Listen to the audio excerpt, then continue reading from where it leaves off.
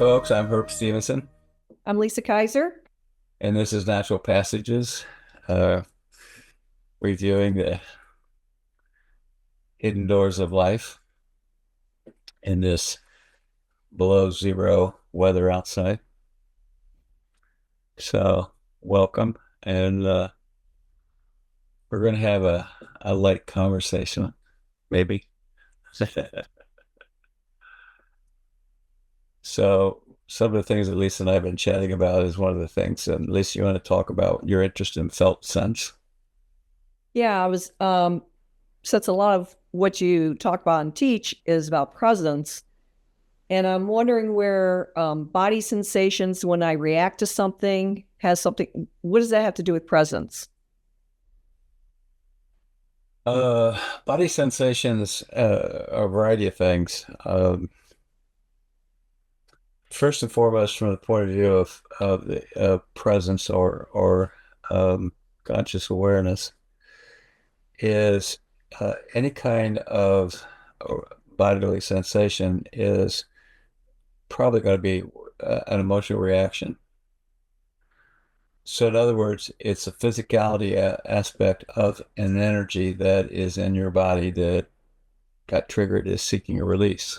So, um, the most obvious of that is when we have an emotional outburst, uh, spontaneous trigger, and we release. Generally, that means at that point we're going into what we call memorax, which is a perfect recording of something from the past, and the reaction is to something actually in the past that this energy reminds us of. So when we apply presence or conscious awareness to it, the impact of it is we suddenly catch ourselves. And I was talking to somebody about that today. As we develop conscious awareness, we realize we can do a redo, not a replay. Replay is just continue playing the same old thing we've always done.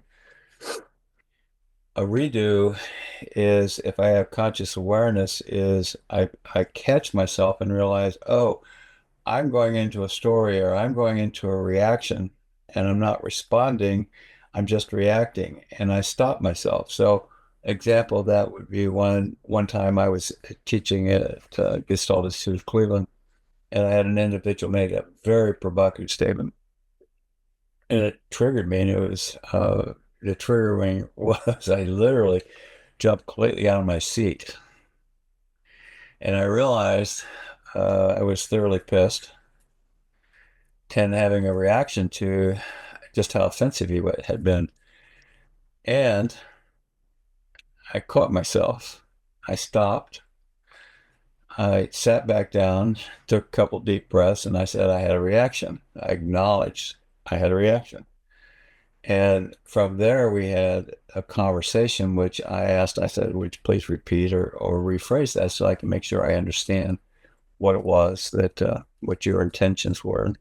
And we went on as it was. My reaction was, it was the same, but in a calmer approach, which was to support him to have a better understanding of not only how provocative, but inappropriate his statement had been.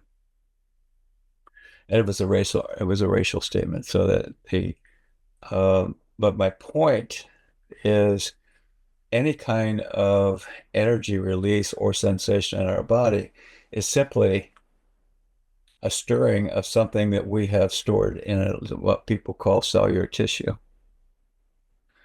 So the body is a storehouse. So we often think it's just our memory and the mind, but it's not it. We also have the physicality of a reaction or the physicality of our memory. Eugene Genlin, or Genlin, he was French, came to the US and he developed a theory called focusing. And focusing, his process led to felt sense, is what they called it. So a felt sense is when you go through a process, and the most common one for most people would be a felt sense of in doing a meditation, and they do a body scan, and they'll notice that a certain place they have no sensation or feeling, or they have coldness or some other kind of response.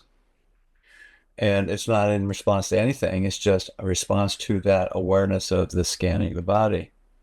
According to his theory, you would just sit there with that felt sense, not trying to make meaning out of it, but just focusing your attention. Why that's what I call it, focusing on it until something would release.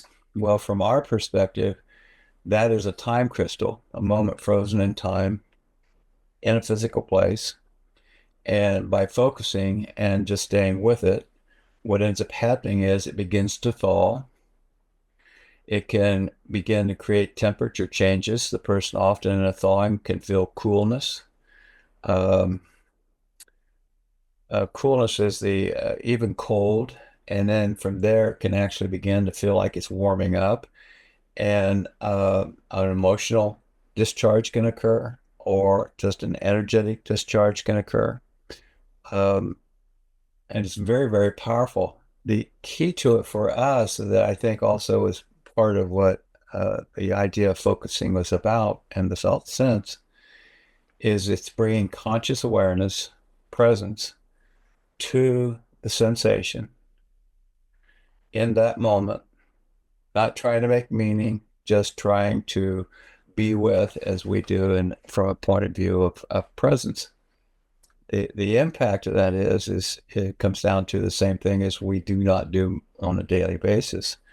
A lack of conscious awareness, therefore the lack of conscious presence, often leads from the neck down a numbness, a lack of any awareness of your bodily sensation. So when we do have those, it surprises us. Does that make sense? Yeah, and I'm just thinking about how you caught yourself. You were already out of your chair and standing. And I find that when I'm in my emotional state, I don't have that awareness till you know, the dialogue starts or a little bit too far in it. Just uh, wondering how to catch ourselves quicker or something along those lines. So one of the things that I had discovered and I share with people um, is you're developing conscious awareness. It's a very difficult process. So initially we have very little conscious awareness, even though we put an intention out that says that I really want to be conscious aware of myself and what I'm doing. So let's get example. Frequently somebody will come to me and say, I had this big thing happen, and 3 months later I realized what I'd done, and I felt bad. And I said, well, you can feel bad, but I'm excited because you realized what you did and you realize you have a choice. The next time it'll happen, it'll probably be about a month, maybe 6 weeks, and you'll have the same thing. But you've put the intention for conscious awareness, and it takes a while to shorten time to move out of the habitual patterns. So then let's say the next one is 1 month, and then the next one is 2 weeks, and then the next one is 1 week. And we get down to the point where eventually, and it does take time, is the person will do it in the moment, Hmm. catch themselves in the moment. So what I was doing with that example, that was after years of meditation and practice. Um, and it doesn't mean that I still, at this point, I don't have reactions because I do. I can, just like anybody else, you can get caught in your own story. So the focus that I want to do, or the what I want you to attend to, is your intention to be aware. And then when you are, celebrate the awareness, even if it's delayed, because uh, let's just say after you had a big reaction, let's say you had a big reaction, and then afterwards you realize, that's not what I want and what I want to do. This is where I call the redo. Okay. The redo is in that moment to stop and saying, time out. I just had a big reaction. I just said a lot of things, or I just expressed a lot of things, and I want to change it. And the way I change it is I engage that person directly, because before I wasn't addressing them, I was reacting, and therefore for their perspective, depending on the emotional charge, they could have felt like they were attacked. And instead, you say, this is really how I want to end this. I want to resolve this. And you come back with a do-over. And at first, people were a little stunned, but then they begin to realize you caught yourself. You really do see what you did.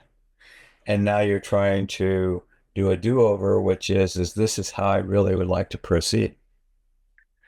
If more people did that and had enough conscious awareness to do a redo or a do-over, a whole lot of fights would end very quickly. Yeah, it's the catching yourself, you Right. know, and I do see where I am catching myself quicker um, in some circumstances, but some other circumstances, and I wonder what that is about um, keeping yourself stuck. Because there's sometimes, I could be in the wrong, but boy, am I stuck. Well, So sure.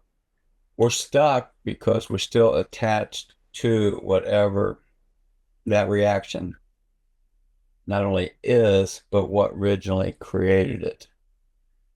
So a reaction is a counter force that usually has a lot of emotional baggage with it. And so it's a pre-programmed response. So, is that what a time crystal is? well, the time crystal becomes like a pre-programmed response in the sense that if you touch it, it will release a reaction. Now, the way to unfold and understand that the time crystal and that explosive energy is that the time crystal is surrounded by and held together by, let's just say, a trauma.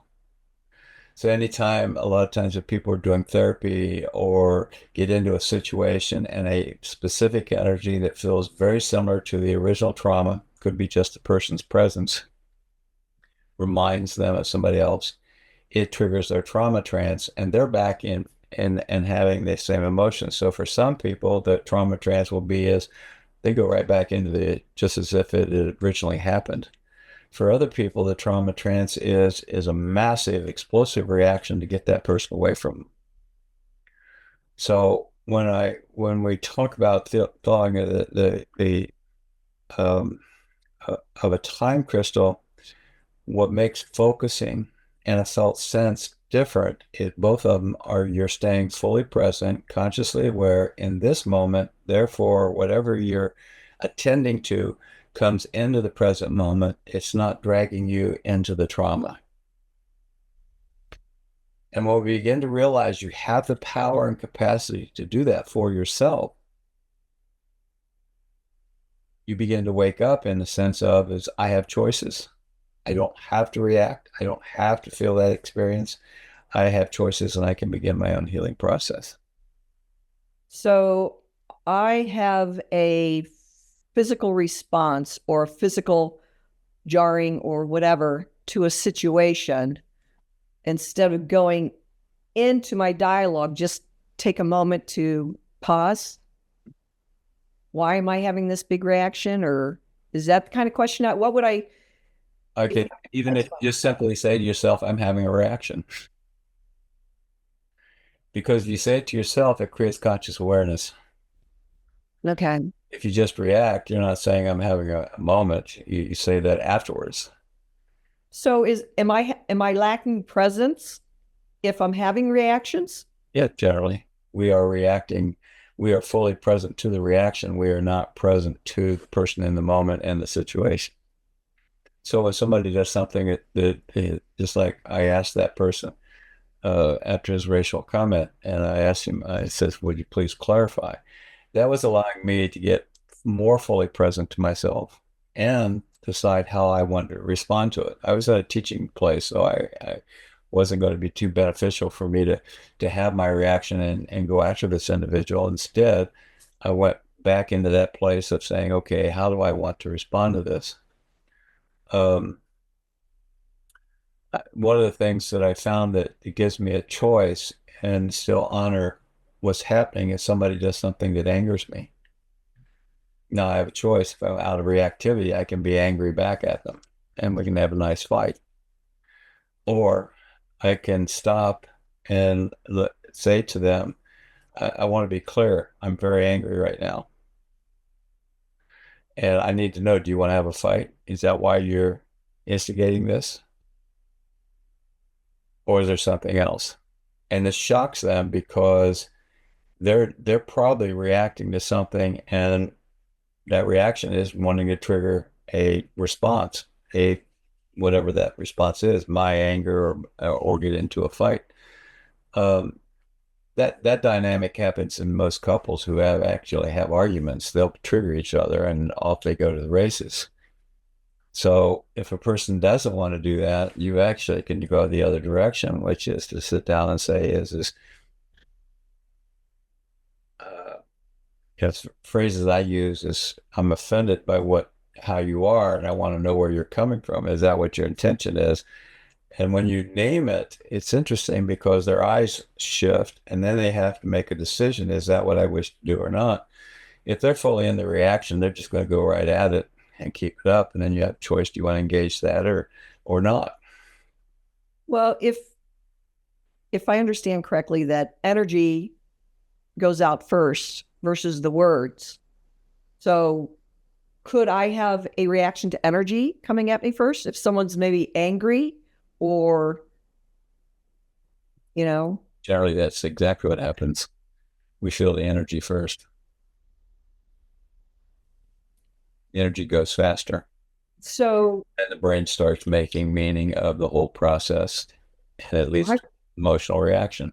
so I may not even know what that energy is, but I have my reaction and it could be nothing about what's really going to be said. Is that possible? Yes. How many times if something happened, we have a reaction and the person comes back and says, well, that's not what I was meaning. Well, I was also going to go with the saying actions speak louder than words.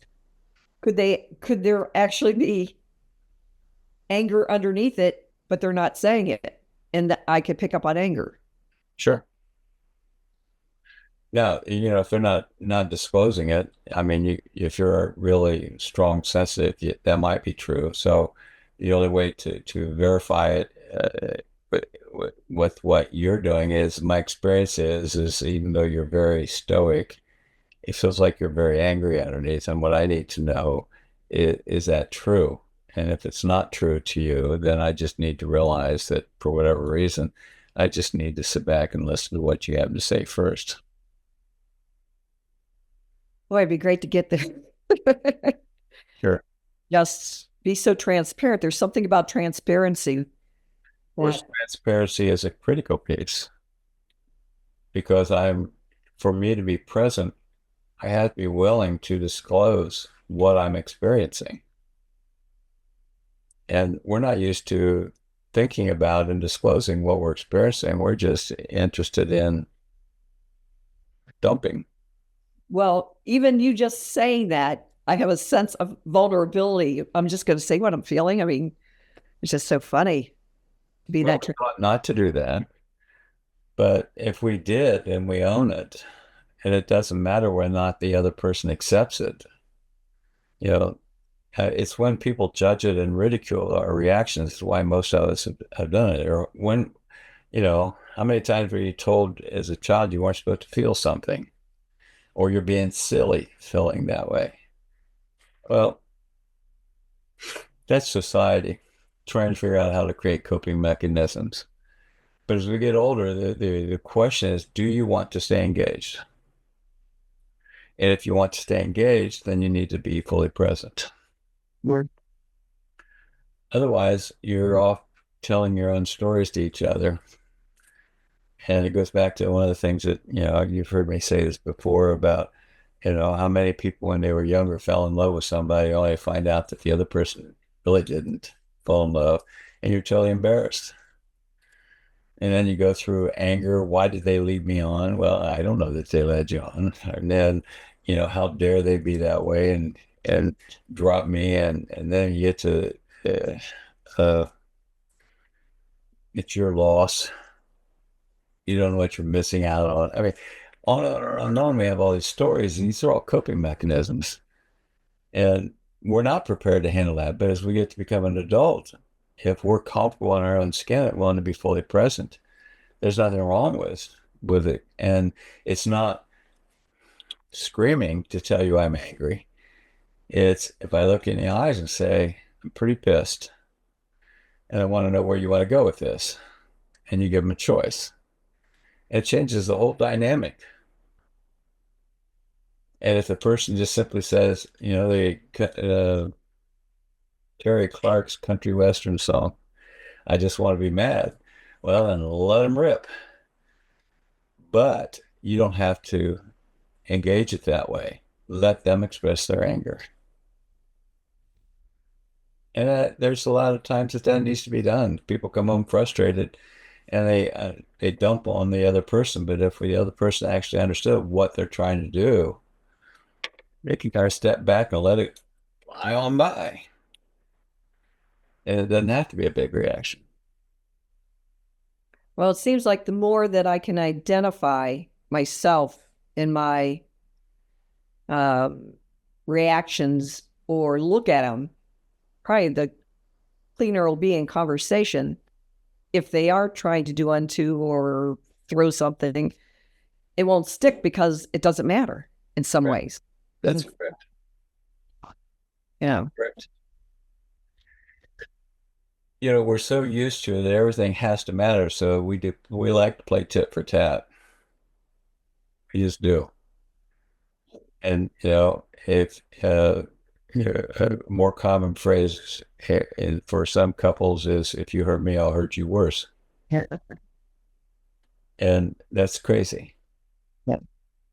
But that comes from a long line of stories that they created over their lifetime as a survival mechanism. And from a point of view of presence, is we want to hold the situation for where the person is, but also what's the driving intent behind it? Because the intent is what's sending the energy. I mean, it sounds like there wants to be some kind of communication. It's just what's underneath or what's behind or Whatever's driving it is a good way to look at it. driving. Yeah, I like that driving it. Because it's what's pushing it out. And when we get to that point, is when somebody comes in and in a conversation, I can see they're all worked up. I'm saying, well, you obviously got a whole lot of energy that you're getting ready to release. And they're shocked. They said, what do you mean? I said, well, it looks like you're really wound up and getting ready to release some energy, and that something happened, and they're now focusing on the energy buildup instead of the release that they walked in with. Because that's what unfortunately happens is we get to a certain point because we've been taught it by our parents and other people is something happens and we have to have a countervailing release. And there's a lot of ways to release it. Well, I can look back to different interactions and see how much drama was in all that. Which, wow, what a waste of energy. That's part of our learning, I guess. But That's fun. yeah, and that's our frustration that comes to us when we have all this massive energy come flying out, and the question is what's it serving? If we go to whatever we attend to, if we look at our intent or seek the intent of the other person, clarity comes out. It kind of like takes all the camouflage away and all the emotions away, and you suddenly realize what's really going on. There's tons of stories out there about an individual as a big bully, and somebody comes up and sits down, and the next thing you know, the big bully is actually revealing really why they bully everybody is they're scared to death because they were beat up themselves. I mean, it's the capacity to be present enough to allow the other person to comfortably just sit with and disclose whatever it is that they're driving, whatever energy is pushing. So we're rather fascinating because from the very beginning, we're always trying to make meaning, Right. how to survive or thrive. Um, And in doing that, that becomes, it goes back to, the organic programming our brain puts together to protect us, to allow us to cope. And for the most part, it's all automatic because that's life goes so fast. We don't have the capacity to think about it. But as we get older, and if we really want conscious awareness and we want a higher quality of life, we shift. One of the ways that that happens is I've talked about this in prior podcasts about the midlife correction. Mm. Most people have experienced it because that's how we orient to survive or thrive, is we call it a midlife crisis. Well, a midlife crisis is a midlife correction. And basically saying is we've created a whole lot of beliefs and reactions that are doing nothing but create pain for us. And so when we go through a midlife crisis, oftentimes people come back and redefine themselves. Who am I and what I want to be? And that's a person who wants conscious awareness. The person who doesn't want conscious awareness, that just wants pleasure, is the one that has a midlife crisis in the sense of they go buy a red sports car and go start having affairs and all sorts of stuff because they're scared to death that they're getting old. I mean, there's a variety of adjustments, but from what we do from a point of view of presence is if they would ask the question, what's driving this energy, this fear, this need to go do something totally opposing to who you are or have been, you begin to unravel beliefs, you begin to unravel reactions. And Like, Larry. go ahead. No, it clicked for me that I can see where the correction is because at a young age, you you do what society says is right, and so so you're jeopardizing what you really want. I know for myself until I get older and I have the confidence then to do it, where I could see where some people could see that as a midlife crisis or Yeah, you know, because if we're not in control and it's not fitting within our reactivity, which is our way of feeling safe yeah. or to cope, it's scary. So to get back to something that ties some of this together, I worked with an individual just with presence, and um, I knew nothing or very little about the individual at the time, uh, but she did a focusing, and it was around her throat, Mm. um, and she wasn't afraid. She was able to just stay present, make eye contact, and allow this release of energy. And to watch her, the average person would say, well, it's okay. You don't have to do this. And we try to save people because we don't want to go through what feels to be difficult. Instead, stayed present and said, is this, are you okay? And are you fully present here? And she did. And she says, and don't bother me. I'm letting go of something. She knew that. So I let go, and she made all sorts of sounds. Her face got red and all these constrictions and stuff. And suddenly there was this explosion of energy. And I said, I had no idea what's going on. And she said, at a very young age, she had a beautiful voice and she sang, but she was shamed out of it and she had hidden. And all that pain of not being able to sing um, was stored there. And it was like this massive release. And she just felt better. And she said, I feel free. Well, later I found out that she had gone back to and was practicing singing again. And she found a joy that had been lost. It could be that simple. Yeah, and I'm also uh, curious that I wonder if she was having reactions around her throat, you know, throughout her life or something, right? Like, would that be That would be how she that was a time crystal, right? right. Isn't That's a time crystal. So moment frozen in time, froze her throat, her ability to sing, her permission to sing um, without being shamed. And it released. And because she did in the present moment as the adult, she realized she has The only person who can give her permission to sing is herself, regardless of how good or how bad she is. If it gives her pleasure and it's something she wishes to do, there's no reason not to. So would there have been a possibility through her life that she was being triggered by something in her throat, or you see where I'm going with that? That Well, I think she felt silenced.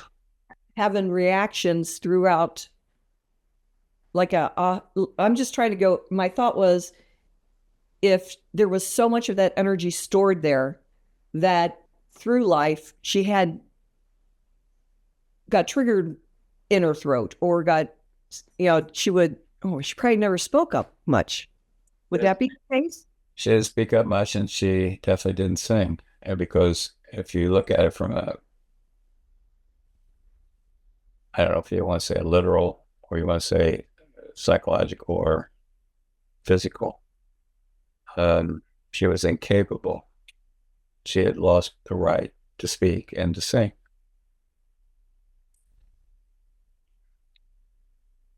So from that point forward, when I later saw her, she was singing, she was happy, vibrant. The sullenness of the past was gone. There's energy emitted out of her because she had found her own voice, whether it be speaking or singing. Where? Or you can see where that has such a big impact. Well, a lot of that stuff is frozen in us when we're children. Mhm. Denial of who we are. That's why I keep asking the question, how old do you have to be to give yourself permission to be fully who you are? And the average person has no idea. And the accurate age is now's a good time.